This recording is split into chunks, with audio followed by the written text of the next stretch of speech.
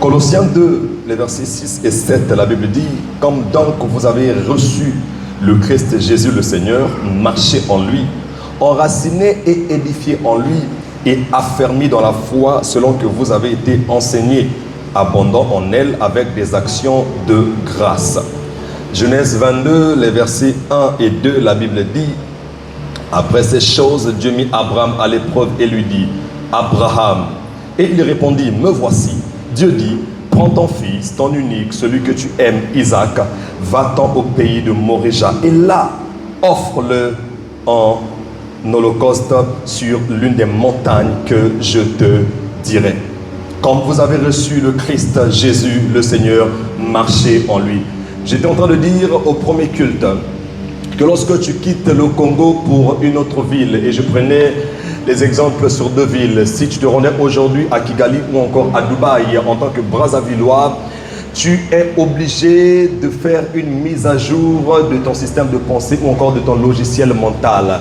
C'est-à-dire que si au Congo, tu as la mauvaise habitude de jeter les ordures dans la rue en attendant que Averda vienne les ramasser pour toi, quand tu vas à Kigali ou à Dubaï, tu es obligé de te conformer aux lois et règlements de ces villes. Alléluia. Sans quoi tu t'exposes à certaines pénalités, tu t'exposes à certaines sanctions. Il en va de même lorsqu'on donne nos vies à Jésus. Maintenant que nous sommes à Christ, nous ne pouvons pas vivre comme ça. On doit vivre conformément à ce que le Seigneur attend de nous, et c'est ce que l'apôtre Paul est en train de dire. Il dit: puisque vous avez reçu le Christ, marchez en lui, enracinés et édifiés en lui. Ça veut dire quoi? Ça veut dire qu'à partir du moment où nous sommes devenus chrétiens, nous devons aligner notre façon de penser, notre mode de vie aux exigences de Christ. Si c'est vrai, dit Amen. Et parmi ces exigences, il y a le fait de nous sacrifier. Les hommes font plusieurs sacrifices, mais tous les sacrifices que les hommes font ne sont pas agréables à Dieu. J'étais en train de nous expliquer il y a 2 dimanches, je pense, que pour que ton sacrifice soit agréé par Dieu, Dieu doit te définir la nature et la qualité du sacrifice. Et c'est ce qu'on a lu au travers de l'histoire de Père Abraham. Abraham a attendu pendant longtemps le fils de la promesse. Avant d'avoir Isaac, étant impatient et encouragé par sa femme, il a donné naissance à Ishmaël. Mais Dieu savait que quoi qu'il y ait eu Ishmaël, son cœur n'était pas attaché à Ishmaël. Il va lui dire: prends ton fils, ton unique, celui que tu aimes. En d'autres termes, aux yeux de Dieu, Ishmaël existait, mais Ishmaël n'était pas aimé d'Abraham. Alléluia. Et chaque fois que Dieu veut un sacrifice, il va te définir la valeur de ce sacrifice. Et il va dire à Abraham: prends ton fils, ton unique. N'en parle pas à ta femme Sarah. Parce que tu m'appartiens. Tu n'appartiens pas à Sarah d'abord. Tu m'appartiens. Hier, tu étais dans la maison de ton père. Tu étais dans la maison de Teraka. Tu faisais certainement des sacrifices aux idoles. Mais maintenant que tu m'appartiens, voici ce que j'attends de toi dans cette saison de ta vie. Prends ton fils, Isaac, celui que tu aimes. Dis à quelqu'un: la valeur du sacrifice n'est pas définie par toi, mais c'est Dieu qui définit la valeur du sacrifice. Parlant de Christ, la Bible dit: ayons les regards sur Jésus, le chef et le consommateur de la foi. C'est Christ qui agrée nos sacrifices. C'est lui qui apprécie les sacrifices que nous lui apportons. Donc pour qu'il puisse les agréer, il doit d'abord les définir. Et parlant de Jésus-Christ, on a vu que le sacrifice qu'il avait à offrir au Père, il n'a pas défini ce sacrifice lui-même. Non. C'est le Père qui lui a défini, qui a préparé pour lui le sacrifice qui devait être agréable au Père afin de sauver l'humanité. La Bible dit: tu n'as voulu ni sacrifice ni offrande. Hébreux 10, les versets 4 à 7, pour ceux qui notent. Tu n'as voulu ni sacrifice ni offrande, mais tu m'as formé un corps. Tu n'as agréé ni holocauste ni sacrifice pour le péché. Alors j'ai dit: voici, je viens dans le rouleau du livre. Il est question de moi pour faire, ô Dieu, ta volonté. Tant qu'il était au ciel, il n'avait pas de corps. Il s'appelait la parole. Et quand Dieu a décidé de l'envoyer sur terre, il dit sur la terre, tu vas t'appeler Jésus-Christ, tu vas t'appeler Emmanuel, tu vas habiter parmi les hommes. Mais pour ce faire, je te crée un corps. Et ce corps avait un objectif. Le corps de Jésus n'était pas destiné à faire tout ce qu'il veut. Le corps de Jésus n'était même pas destiné à se marier. Et je ferme rapidement cette parenthèse. Parce qu'il y a des gens qui se posent des questions. Ah bah la pas nani. Dis à quelqu'un, est-ce qu'il t'a lu? Son corps était destiné au sacrifice à Dieu. Et Jésus montre par là que lorsqu'on marche avec un esprit en étant sur la terre, on doit se conformer à ce que cet esprit nous dit de faire. Je disais à nos amis du premier culte que lorsque quelqu'un veut atteindre ta vie, si quelqu'un veut te tuer, si quelqu'un veut te jeter le Mwanza par exemple, et qu'il consulte un esprit du monde des ténèbres, cet esprit lui dira, si tu veux atteindre cette personne, si tu veux atteindre cette sœur, il faudra faire ceci ou il faudra faire cela. Par exemple, s'il veut te maudire, s'il veut que ses paroles aient du poids, on pourra par exemple lui dire, pendant 30 jours, n'ouvre pas ta bouche, ne brosse pas ta bouche. Il va rester silencieux pendant 30 jours, de manière à ce que le jour où il va ouvrir sa bouche, ses paroles auront du poids. Mais je prie au nom puissant de Jésus, que tous les sacrifices qui se font dans le monde des ténèbres contre ta vie, que cela n'aboutisse pas au nom de Jésus. Et Jésus a inauguré une nouvelle alliance dans laquelle il nous a introduits au travers du sacrifice de sa vie, au travers de son sang. Le sang de Jésus-Christ a fermé le cycle de l'ancienne alliance et le sang de Jésus a inauguré un nouveau cycle. Et j'étais en train de nous dire que dans l'ancienne alliance, la sacrificature était une chasse gardée des Lévites. Quoique tout Israël appartenant à Dieu, mais il n'y avait qu'une seule tribu qui avait droit à la sacrificature. Mais au travers du sang de Jésus-Christ, il a fait de nous des sacrificateurs et des rois. Alléluia. Et comme je suis sacrificateur, ça veut dire que je suis digne, je suis qualifié pour pouvoir présenter à Dieu des sacrifices. Alléluia.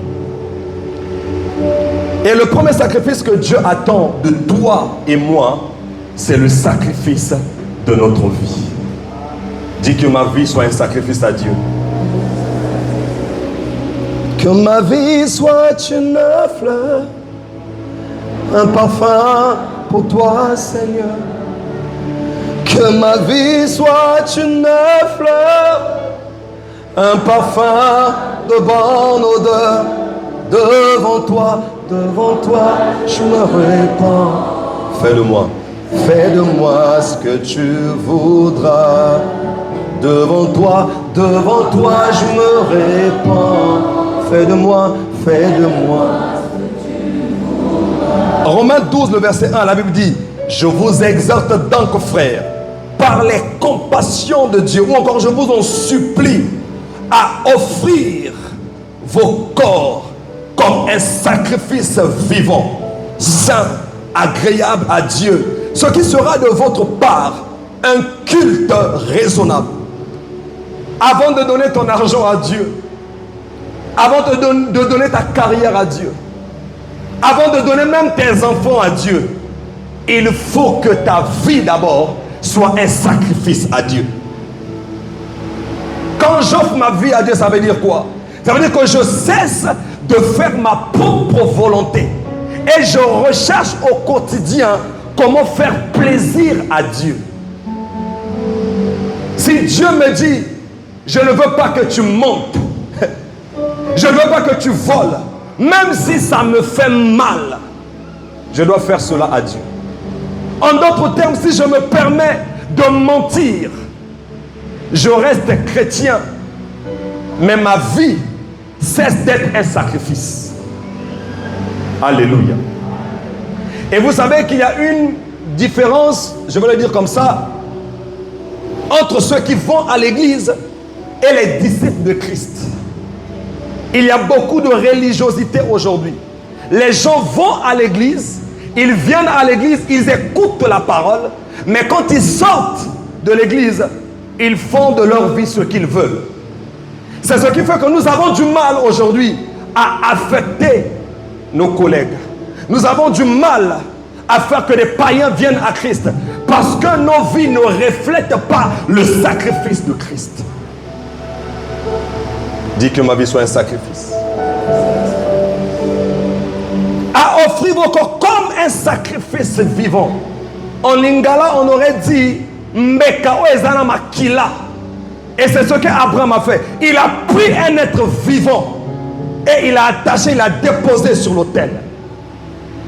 Chaque fois que tu marches, est-ce que Dieu voit en toi, est-ce que Dieu voit en moi un sacrifice ambulant? Tu sais, lorsque ta vie devient un sacrifice à Dieu, c'est-à-dire qu'une vie qui est consumée par Dieu, il y a des esprits qui ne pourront plus avoir accès à ta vie. Parce que tu dégages le feu du sacrifice, l'offrande. Quand ma vie devient une offrande, je cesse de lutter avec certains péchés.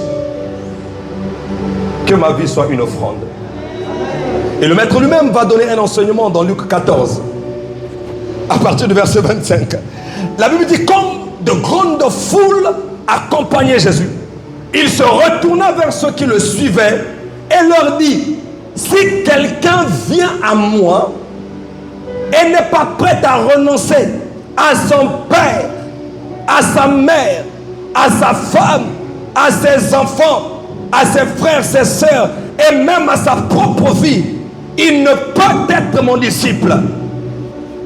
Il dit, celui qui ne porte pas sa croix et qui ne me suit pas ne peut être mon disciple. De quoi parles-tu, Jésus? Jésus est en train de dire ceci. Lorsqu'on le suit, il n'y a pas d'autre bagage.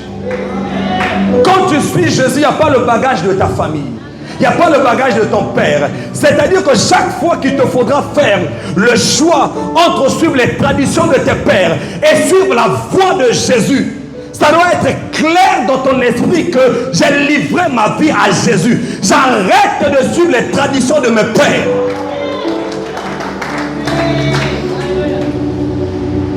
Il y a des chrétiens qui viennent à l'église et qui vont également danser là-bas. Je ne vais pas citer ces danses. Vous les connaissez. Quand il y a des réunions, des ressortissants de ceci ou de cela, avec en tête de file un chef du village, tu te retrouves là en train de danser avec eux. Tu es dans les traditions de ton père et de ta mère. Que Dieu t'en délivre ce matin au nom de Jésus. Même si tu étais dans ces choses, mais il faut que tu dises à toi-même et que les autres le sachent que depuis que j'ai donné ma vie à Jésus, ma vie ne m'appartient plus. Je ne peux plus faire ce que je veux. Les amis, moi si ça ne tenait qu'à moi, je serais pour moi un politicien en train de mentir. Je n'ai pas dit que les politiciens mentent, je parle de moi. Il ne faut pas les déformer mes paroles. J'aurais bien voulu faire la politique. Mais le Seigneur m'a dit, ce n'est pas ton champ. J'ai dit, ok, je porte ma croix. Et il s'adresse également à ceux qui sont mariés. Surtout les sisters. Depuis au bas là, tu ne suis plus les voies de Dieu. Le mariage est devenu une idole pour toi. Tu ne sers plus Dieu. Les enfants sont devenus une idole pour toi. Je disais ce matin au premier culte que ma femme et moi on a prié, on a pleuré pour avoir notre premier enfant. Mais maintenant que l'enfant est venu, j'ai dit à Dieu, même si l'enfant est là, je vais te suivre. Ce que je faisais avant, je vais continuer à le faire. Oui. Il y a des combats qui arrivent dans ta vie. Il y a même certains chômages que Dieu permet parce qu'il lit dans ton cœur qu'il y a encore la compétition entre ton travail et puis Dieu. Or nous servons un Dieu qui est jaloux. Même si tu travailles, il faut que ce soit clair dans ton esprit que Dieu vient avant mon travail. Ma vie appartient à Dieu, ma vie n'appartient pas au CDI.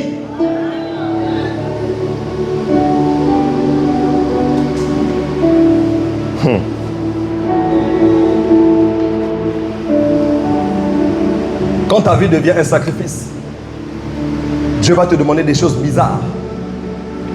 Tu peux te lever un matin, et moi ça m'arrive souvent. Tu te lèves un matin, on te fait le petit déjeuner, et avant de descendre, il te dit non, tu ne manges pas. Tu as le choix entre suivre la voix de ton ventre et la voix de celui à qui tu dois faire plaisir. Il dit celui qui n'est pas prêt à abandonner tout ce qu'il possède ne peut être mon disciple. Beaucoup d'entre nous, nous sommes attachés aux choses que Dieu nous a données. Tu es attaché à ton compte en banque. Tu es attaché à l'iPhone 16. Comme ça vient d'arriver, si Dieu dit vends l'iPhone 16 et fais une offrande, tu vas dire hey, c'est le diable qui me parle.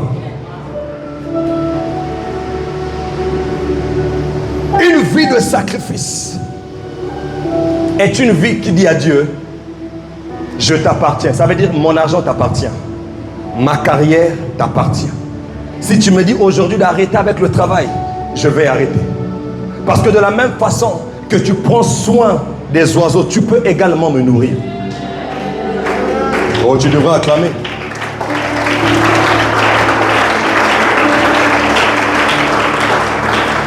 Le sacrifice vivant, c'est une vie qui se donne tout entier à Dieu. Une vie sans partage. Une vie sans partage. Il n'y a pas de négociation. Je vais rendre ce témoignage puisque l'une des personnes avec qui on était à ce voyage est là dans la salle. Tonton Silman, on va à Dubaï et Dieu me dit pendant 3 jours, tu n'ouvres pas ta bouche. Tu es avec les autres pendant 3 jours dans le même appartement, mais tu n'ouvres pas ta bouche. Dis sacrifice. Ce que ça la rayo. Quelqu'un disait qu'il n'y a pas de secret dans la vie ou de secret de réussite. Le secret de la réussite dans la marche avec Dieu se trouve dans ton obéissance à faire ce que Dieu te donne comme instruction particulière. Il y a des instructions générales que Dieu va dire à tout le monde, mais il y a des instructions particulières que Dieu va te dire à toi. Et ton obéissance à ça, et ton renoncement aux choses que Dieu t'a dit de renoncer, fera que tu sois exceptionnel.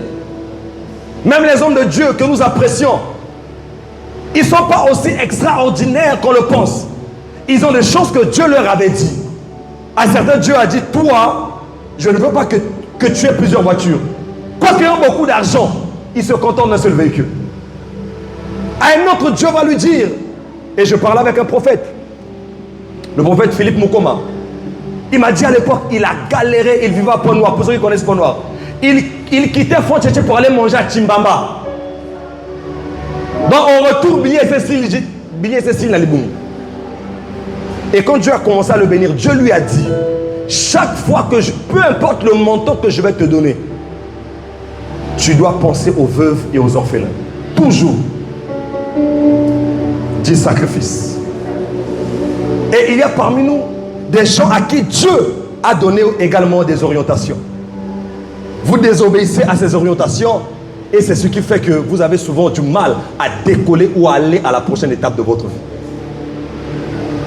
Une vie de sacrifice offre son âme à Dieu. Offrir son âme, ça veut dire quoi? Tu offres tes pensées, tes désirs, tes émotions. Tu ne suis plus la voie de tes pensées. Tu fais un travail du renouvellement de ton système de pensée, afin que tes pensées s'alignent toujours aux pensées du Père. Est-ce que j'ai mal parlé? Le sacrifice de ton corps, tu offres tes yeux à Dieu. Tu évites les deuxièmes regards, vous avez compris de quoi je parle. Tu évites les deuxièmes regards. Mais tu évites également un regard envieux. Tu sacrifies ta bouche à Dieu. Tu te refuses de calomnier les gens. Surtout pour nous qui voulons prophétiser. Pour nous qui voulons chasser les démons. Il faut sacrifier ta bouche en refusant de te livrer à certaines pratiques. Aujourd'hui, on parle des influenceurs. Peut-être que Dieu t'appelle à être influenceur, je ne sais pas. Mais ne fais pas des lives pour mentir au sujet de la vie des gens. Bon, après, on dit que ce n'est pas un appel. Je ne sais pas. Moi, je ne veux pas rentrer dans ça. Mais si tu fais des lives, ne fais pas des lives pour aller critiquer les gens faussement. Dis, ma bouche est consacrée à Dieu. Mais aussi tes oreilles, tes mains, tes pieds. Et surtout, ton sexe. J'ai suivi une vidéo où un homme de Dieu dit que, il parle aux jeunes, il dit que tant que tu n'es pas marié, ton sexe ne te sert qu'à uriner. Alléluia. Quand tu es célibataire et que tu te consacres à Dieu, tu es en train d'augmenter la force. Pour un homme marié, le sacrifice c'est la fidélité à sa femme. Pour une femme mariée, le sacrifice de son corps, c'est la fidélité à son mari. Et je vais vous le dire, même si l'autre est malade, tu n'iras pas voir ailleurs acclamer le Seigneur. Il n'y a pas un nom, Dieu comprend seulement, ça fait 4 semaines, l'autre est malade. Et au côté de Oyebaki, c'est à vie. Alléluia. Et plus tu te consacres, plus tu génères la puissance. J'ai envie de dire à quelqu'un, avant que ta prière n'ait de l'effet, Dieu prend également en compte les actes que tu poses dans ton corps. Plus tu livres ton sexe à Dieu, dans l'abstinence en tant que célibataire, ou dans la fidélité en tant que marié, lorsque tu pries, il y a une grande puissance qui se dégage. Et ceux du monde des ténèbres, ils vont jusqu'à l'homosexualité. Ils vont jusqu'à la zoophilie pour libérer les énergies dans le monde des ténèbres. Regarde, toi qui es chrétien et qui n'est pas chaste ou fidèle à ta femme, lorsque celui qui se livre à ses actes s'attaque à toi, il va te vaincre facilement. Parce que lui, il est consacré aux pratiques du monde des ténèbres. Toi qui es chrétien, tu refuses de te sacrifier, tu deviens vulnérable. C'est pourquoi tu vois, face à certaines batailles, les païens l'emportent sur les chrétiens. Ce n'est pas Dieu, c'est notre incapacité à nous soumettre au sacrifice. Le sacrifice est puissant. Le sacrifice est puissant. Et quand vous lirez Daniel 11, vous verrez que lorsque l'Antéchrist viendra, il fera cesser le sacrifice. Il fait cesser le sacrifice. Parce que plus les hommes sacrifient, plus les hommes se consacrent. Imagine par exemple que le Congo soit un pays où tout le monde est fidèle à sa femme, tout le monde est fidèle à son mari, où les célibataires se conservent plus. Regardez le niveau de puissance qu'il y aura. Ah, que Dieu nous aide. Que Dieu nous aide.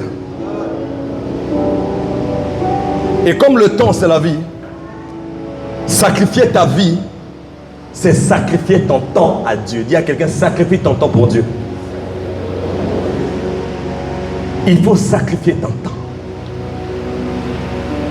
Acte 6, les versets 4 à 7, mais je pense qu'on va s'arrêter au verset 4. C'est l'apôtre Pierre qui parle. Il dit, quant à nous, nous nous consacrerons assidûment ou encore continuellement, régulièrement, incessamment à la prière et au service de la parole. La version Martin dit, et pour nous, nous continuerons de vaquer à la prière et à l'administration de la parole. Une vie qui est dédiée à Dieu, qui consacre son temps, met de côté les heures pour la prière et pour l'étude de la parole. Tu ne peux pas, en tant que chrétien, prétendre avoir livré ta vie à Dieu sans avoir des heures connues du ciel et de toi, au cours desquelles tu ne fais que deux choses. Soit tu es en train de prier, soit tu es en train d'étudier la parole. Alléluia. Parce que ceux qui en veulent à ta vie, ils se consacrent de l'autre côté. Ils font des sacrifices. Ils font des choses. Ils vont dans les cimetières. Tu vois, certaines attaques que tu vois dans tes songes, ce n'est pas toujours des démons. C'est quelqu'un qui est allé travailler. Et tu le vois en train de te poursuivre. Maintenant, toi, qu'est-ce que tu fais pour que dans ton songe également, que tu te lèves et que tu le pourchasses? Ta vie doit être livrée sur l'autel de la prière. Alléluia.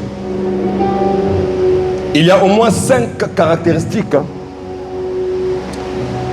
d'une vie dédiée, sacrifiée ou consacrée à la prière. Si le temps nous le permet, on va voir les 5. Au premier culte, on a vu qu'un seul aspect. Une vie de prière qui est un sacrifice, je l'ai dit, à des heures et des périodes précises pour la prière. Tu ne peux pas dire que tu es un homme de prière, une femme de prière, s'il n'y a pas des heures connues du ciel. Vous savez, nous avons des téléphones. Si vous entrez dans mon téléphone, vous allez voir des heures de prière. Et parfois, je mets des titres, parce qu'il peut nous arriver d'oublier. Et dès que ça sonne, je sais qu'à 7 heures, je dois prier, mais je dois prier pour tel sujet. Ton appel est grand, ta destinée est grande. Mais est-ce que tu as suffisamment de temps pour pouvoir prier pour ta destinée? Papa, maman, est-ce que tu as suffisamment de temps? Est-ce que tu mets du temps à côté pour pouvoir prier pour tes enfants? Ou tu attends que quelqu'un voie dans le songe ou dans une vision ce que le diable est en train d'orchestrer contre toi? Daniel 6, le verset 10. Et 3 fois par jour. Dis 3 fois par jour. Maintenant, pose la question à quelqu'un, tu pries combien de fois par jour? Yokainga, ça dépend. C'est le désordre. Tu dois avoir des heures connues au cours desquelles tu te livres à la prière. 3 fois par jour, il se mettait à genoux, il priait et il louait Dieu. J'aime la suite. Comme il le faisait auparavant. Considérons que Daniel était étudiant avant. Ça veut dire que pendant qu'il était étudiant, il avait ces trois heures de prière. Il priait 3 fois par jour quand il était étudiant. Quand il est devenu stagiaire, il priait à 6 heures, à 12 heures, à 18 heures. Et quand il est devenu, quand il a eu son CDD, il a continué à prier jusqu'à ce qu'il est devenu une grande autorité. Beaucoup d'entre vous, vous étiez des hommes de fire, des women of fire, des femmes de feu avant d'avoir le travail. Mais dès que Dieu t'a donné un salaire de 500 000, tu as perdu la discipline de la prière. Et désormais, ce que tu fais, tu envoies les offrandes aux hommes de Dieu. Envoie, je vais manger, envoie. Tu as perdu la discipline de la prière. Et c'est pourquoi tu es malmené par les fils du diable. Daniel est devenu une autorité dans un pays étranger. Mais il n'a pas oublié qu'il n'appartenait pas à l'empire de Babylone. Qu'il avait sa racine à Jérusalem. Et donc quand on dit 3 fois comme auparavant, ce n'est pas une culture qu'il est venu apprendre à Babylone. Il a été déporté. Donc il a transporté le mode de vie de Jérusalem à Babylone. Oh, je prie que ce matin, que quelqu'un qui sera élevé par Dieu, quelqu'un qui sera visité par Dieu, qu'il maintienne la même discipline même quand il sera élevé. Maliko raga manteke berevrande gaskovate. La soufante qui baradosh kabaha. Parlons de David qui était également une dignité. Psaume 119, 164, la Bible dit 7 fois le jour je te célèbre à cause des lois de ta justice. 7 fois le jour. Quelqu'un qui est élevé en dignité, mais il trouve toujours du temps pour pouvoir prier. Et vous voyez très bien qu'à ICC, nous avons toutes sortes de programmes qui te permettent de toujours prier. Mais si malgré tout tu ne pries pas, n'accuse pas le diable. On a les matins en prière. Et même en ligne, sur le site de l'église principale, il y a des midis en prière. Il y a des minuit en prière. Et en présentiel, on a des programmes de prière. Tout est mis en place pour que ta vie soit une vie de prière.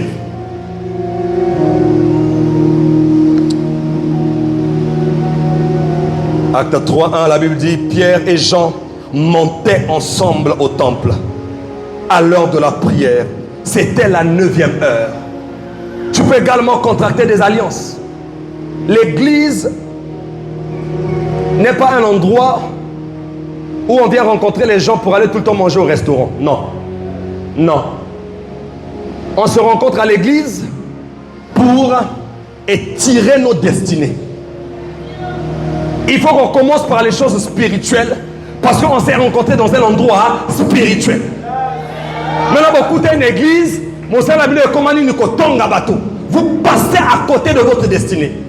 Pierre et Jean, à l'heure, ils ont défini l'heure de la prière.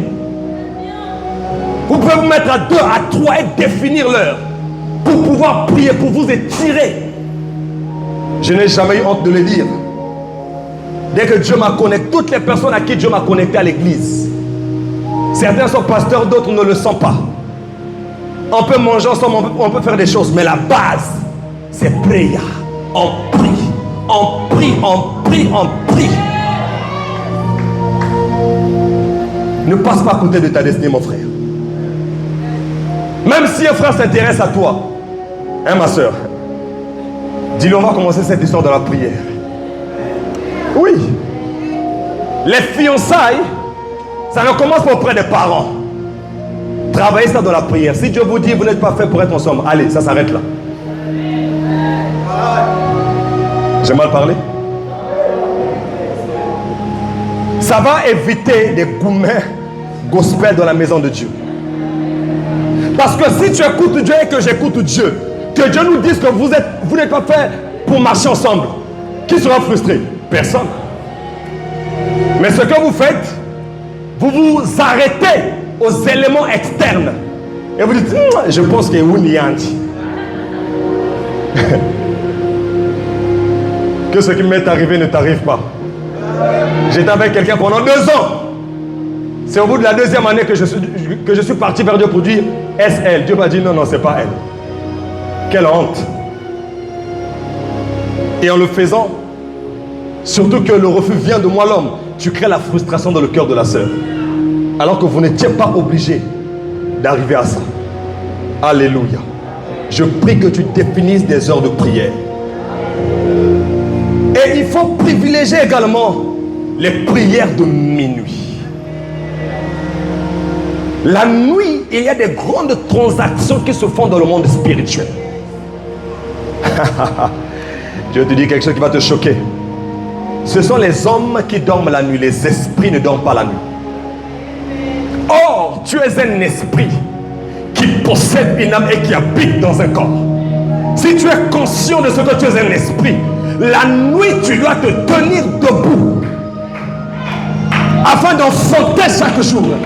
La Bible dit il y eut un soir et il y eut un matin. Ce fut le premier jour. Chaque journée est enfantée la nuit. Quand tu te réveilles, tout a déjà été préparé. Ce qui se passe la journée là, même le culte là, ça a déjà été préparé la nuit. Je ne suis pas venu comme ça et puis je commence à préparer. Non! J'ai d'abord prêché devant le Seigneur. Et je viens maintenant te délivrer ce qu'il m'a donné. Alléluia. Exode 12, 29, la Bible dit, au milieu de la nuit, l'Éternel frappa tous les premiers-nés dans le pays d'Égypte. Depuis le premier-né de Pharaon, assis sur son trône, jusqu'au premier-né du captif dans sa prison, jusqu'à tous les premiers-nés des animaux. Ici, c'est une confrontation spirituelle entre les Égyptiens et puis Israël.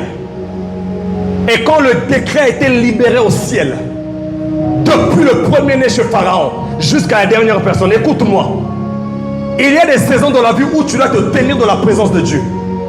Pour que depuis la première personne qui te veut du mal jusqu'à tous ceux qui sont associés à sa vie, qu'il y ait des dégâts.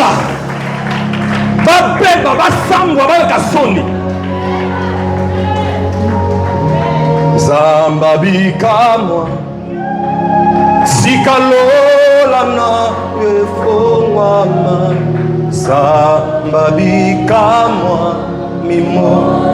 Pendant que tout le monde est en train de dormir, tu te réveilles et tu cries Sambabi Sikalola na efongwama Sambabi kamwa. Cet oncle-là qui a dit que tu ne vas pas finir cette année, tu te réveilles, tu dis Chikalo lana ilefungwama Sambabi kamwa.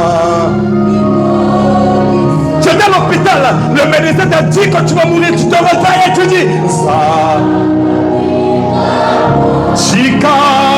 Chikalo lama yefungwama Sambabi. Regardez pendant que tu es en train de le faire, c'est comme des missiles.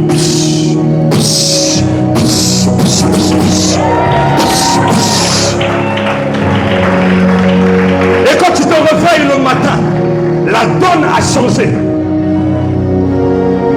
Mais si tu ne le fais pas, ce qui est arrivé à cette femme-là peut t'arriver. 1 Roi 3, le verset 20, la Bible dit, elle s'est levée au milieu de la nuit. Elle a pris mon fils à mes côtés, tandis que ta servante dormait. Mais qui t'a dit de dormir? Surtout en cette fin d'année, refuse le sommeil. Si au sommeil je serai en rébellion, je me rebelle contre ton sommeil. Tous ceux qui nous ont dit qu'il faut travailler, qu'il faut dormir 8 heures, c'est peut-être vrai. Mais les hommes riches disent qu'ils ne dorment jamais 8 heures du temps. Si les hommes riches ne dorment pas 8 heures du temps, pourquoi est-ce que moi je vais dormir 8 heures du temps alors que ma vie n'a pas encore changé?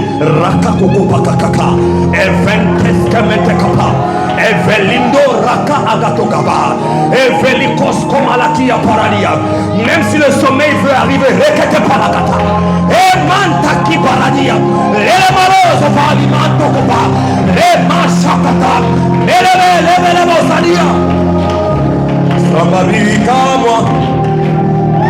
Sikalona yefungwama Sambabi kamwa Mimo. Et là tu commences à penser à l'histoire de ta famille. Sambabi Sikalona yo. Sabarakia Eberenoso Kotoparagi. Regarde, quand tu passes par des moments difficiles, c'est imprudent et irresponsable de dormir de 18h à 6h. Aux Ando qui a Vinayo. Paul et Silas sont retenus dans la prison. Mais la Bible dit vers le milieu de la nuit. Ils ont dit on ne va pas attendre le procès le matin. Non. Si on attend le matin, quelque chose de bizarre peut se passer. La Bible dit Paul et Silas prière et chanter Sambabi kamwa